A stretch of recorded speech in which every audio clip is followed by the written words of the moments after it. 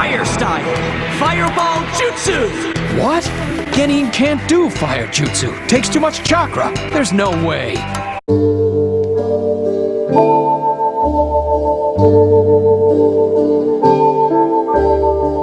The earliest memory I have of Dragon Ball is watching the Saiyan Saga on one of those old TVs with a built-in VCR. Anyway, I remember there being a part where everything was flipped, and me being a dumb little kid, I assumed that was intentional. Wow, they're so powerful, the world is upside down! Instead of like the 10 other possible reasons why it could have been messing up like that.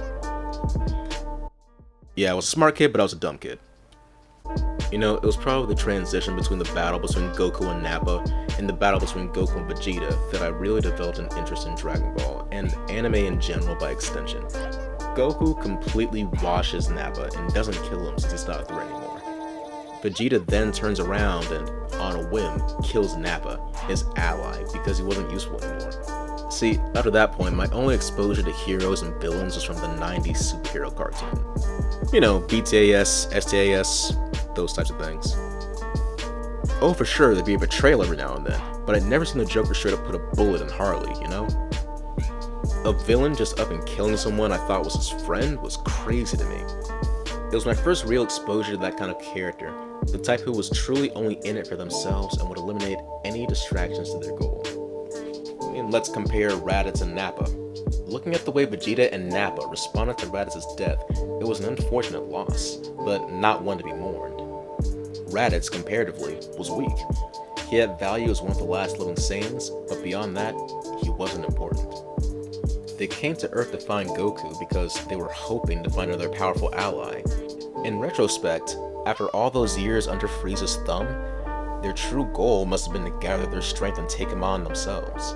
Raditz choosing Gohan, someone that he thought he could mold into a powerful warrior, over Goku, someone who had no interest in helping him at all, it makes total sense. Raditz was there to bolster their forces, and when he saw that Goku, in his mind, didn't have what it took to be ruthless, he tried to cut him out completely. It's indicative of the same mentality that Vegeta and Nappa display after Raditz's death. If you're not ruthless, if you're not strong, you're useless. Nappa himself was always portrayed as a bit more simple-minded, the kind of guy that was just following orders, basically. Well, to be fair, he left his job a bit more than he probably should.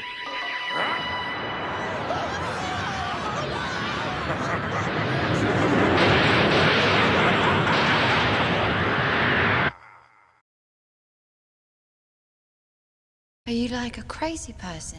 The dynamics between these characters were very important for me growing up. They were bad guys, but bad guys that people loved, and still love to this day. A character does not need to be good and virtuous to stand the test of time. You're not a bad character because you do bad things. Raditz and Nappa I can take or leave, but Vegeta, even back during the Saiyan Saga, was such an interesting character. Vegeta during the Saiyan Saga is a perfect example of what Goku could have been. If he hadn't landed on Earth, if he hadn't bumped his head, if he hadn't been raised by Gohan, if he hadn't met Bulma or any of his other friends, Goku could have turned out to be the same bitter, ruthless, angry, power-hungry monster that Vegeta was. If only things had been a little different. I guess the main reason why I remember the Saiyan Saga is not because of the fight itself, but because of what it set in motion. That juxtaposition between Goku and Vegeta. The creation of the most iconic rivalry in anime history. Laying the seeds for Vegeta's own character arc. And introducing me to villains that are more than fancy suits and big laughs. So this is a bit of a shorter video, and I don't really have as much time as I'd like to go in depth into the Saiyan Saga, but tell me what you think. What's your favorite part of the Saiyan Saga? Thanks for watching, and have a nice day.